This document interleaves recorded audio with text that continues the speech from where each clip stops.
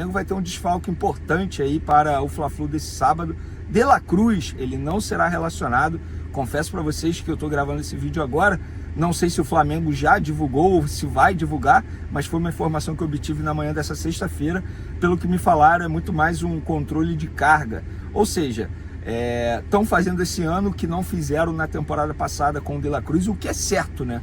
Poupar o jogador em determinados jogos de Campeonato Carioca, tendo em vista que é um jogador que sofre fisicamente. Inclusive no futebol brasileiro ele joga muito mais em número de partidas, no caso, do que ele jogava lá no futebol argentino. Ele vai ser muito mais exigido.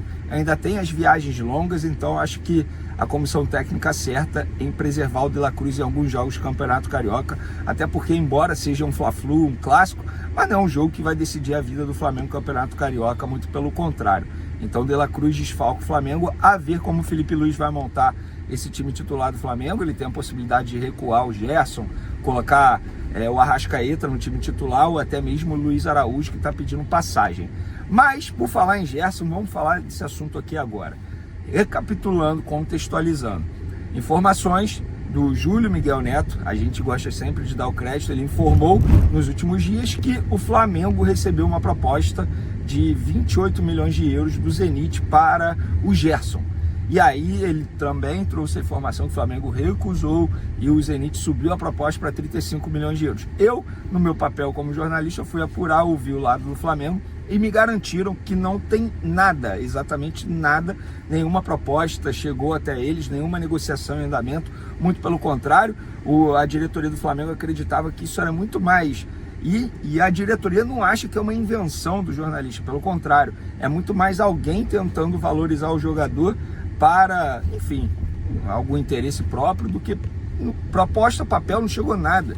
Nem os representantes, tem os representantes oficiais também, o Carlos Leite, que é do escritório do Carlos Leite, que todo mundo conhece, esse empresário, muito conhecido aí no futebol mundial.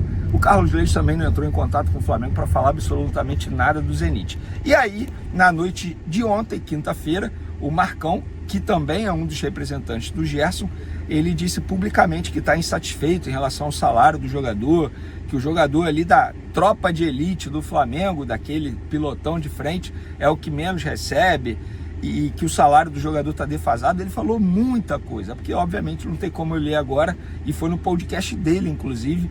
Então ele acabou abrindo o jogo nessa insatisfação que ele está em relação ao salário do jogador. Bom, o Gerson ele tem contrato ainda por mais 2 anos, até dezembro de 2026. O que ele falou não está errado, verdade seja dita, de fato o salário do jogador está defasado, é um jogador que está se destacando, hoje é peça crucial, na minha opinião foi o melhor jogador do futebol brasileiro em 2024, seleção brasileira. De fato o salário dele está defasado, inclusive a antiga gestão já tinha a ideia de renovar para dar uma valorização salarial ao Gerson. Mas a estratégia do Marcão, e a gente já conhece como é o Marcão, a estratégia do Marcão, na minha opinião, totalmente errada, porque não dá para ele vir publicamente chegar e dizer que está insatisfeito em relação ao salário do jogador, que o jogador tem que receber aumento. É óbvio que nós, como jornalistas, vamos comentar esse assunto, não tem jeito. É o pai do jogador e um dos representantes do atleta que está reclamando publicamente do salário do jogador. Mas roupa suja se lava em casa. Ele deveria na minha visão, né, entrar em contato com a diretoria do Flamengo, chamar para uma conversa, para uma renovação de contrato, conversar com o Carlos Leite, que é o sócio dele aí no gerenciamento de carreira do Gerson, se reunir com o Flamengo, muito melhor do que vir publicamente e expor uma situação totalmente desnecessária. E outra, o Gerson não tem culpa nisso, tá? O torcedor, eu vi alguns torcedores em rede social reclamando, o Gerson já tá cavando. Então, gente, o Gerson não tá cavando nada. Isso é o pai do jogador, é o Marcão, o seu Marcão. E aí, isso é até a apuração de bastidor, assim. O José Boto ficou espantado, né, com a atitude do Marcão.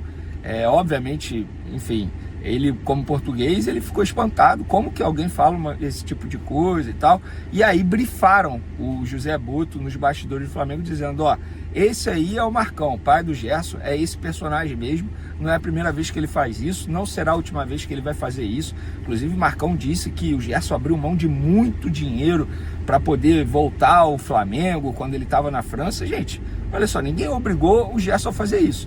Se fez, Ótimo, beleza, e deu certo, eu tenho certeza que ele está muito mais feliz aqui no Flamengo, eu tenho certeza absoluta disso. Agora, não dá para o Marcão chegar e fazer isso publicamente, eu acho que ele deu mole, ele poderia ter chamado o Flamengo para uma conversa, e outra, o Flamengo não descarta renovar o contrato do Gerson para dar uma valorização salarial, só que isso precisa ser conversado, discutido, debatido internamente, e não dito em um podcast publicamente, várias situações ali que poderiam ter sido conversadas em uma reunião. Então acho que o Marcão errou nessa, deu mole, acabou expondo uma situação totalmente desnecessária, se tornou pauta, e agora a gente pode perceber que de fato não tem nenhuma proposta do Zenit para o Gerson, porque se tivesse proposta, ou até mesmo uma negociação, o Marcão não faria isso, E quando ele foi questionado sobre essa tal proposta, ele não confirmou a proposta, ele falou, isso aí eu deixo para o Flamengo falar, enfim, ele não falou, tem uma proposta do Zenit pelo volante Gerson, pelo meia Gerson, não tem. Então, enfim, fica a informação aí para vocês, lembrando que no último vídeo a gente já havia dito aí. Então, pessoal, agora estou a caminho do SBT, espero que vocês tenham gostado aí do vídeo na base da correria, peço desculpas, ainda não tem informação sobre o time titular, até porque o Flamengo ainda vai finalizar a preparação para esse Fla-Flu desse sábado, jogo 4h30 da tarde no Maracanã. O Flamengo agora tem uma sequência de 3 clássicos, Fluminense, Botafogo e o Vasco no próximo sábado.